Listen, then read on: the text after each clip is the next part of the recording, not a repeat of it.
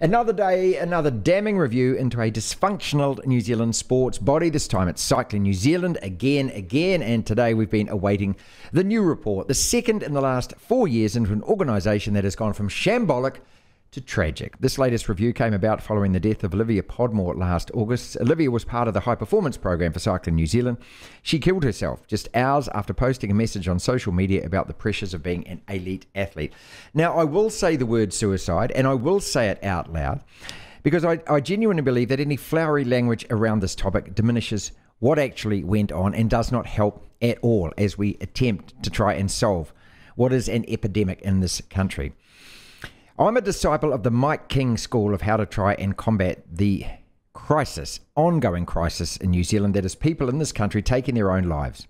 And the only way to deal with it is not to bury it. Now, apparently it's some sort of broadcasting law that you're not allowed to say the S word out loud, because if you do, this is what these stupid policy wonks would have us believe, that if you do, it encourages copycat acts. Well, what a load of utter rubbish. What dinosaur thinking that has been, and has never ever helped in any way solve this crisis. So complain away to the BSA if it makes you feel better.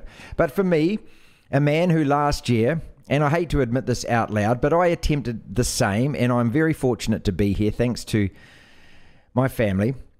And I'm not staying silent on it anymore, because not mentioning the word does not help anyone or anything about it.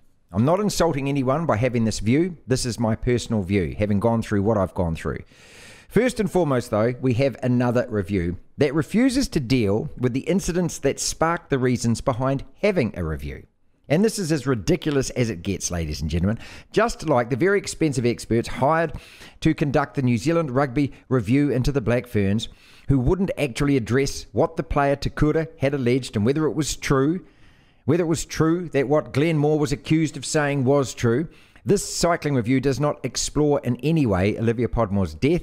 Instead, all they do is waffle around the issues, making broad generalisations and recommendations that, again, achieve absolutely nothing but elongated management speak, claptrap, peppered with cut and paste cliches, another rainforest of paper wasted, and a raft of big invoices filed for work duties performed. And what's going to happen next? Nothing.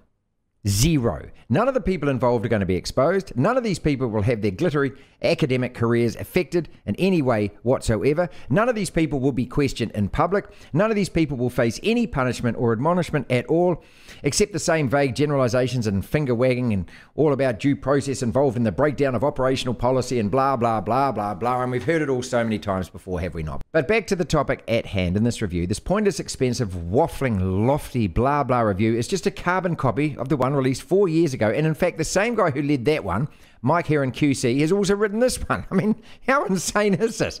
Does that not say everything about the administrative incompetence of this organisation, Cycling New Zealand, and say even more about those responsible for implementing the last review and those overseeing those implementing it who didn't actually do anything that the last review recommended? It's just Bozo City gone bonkers.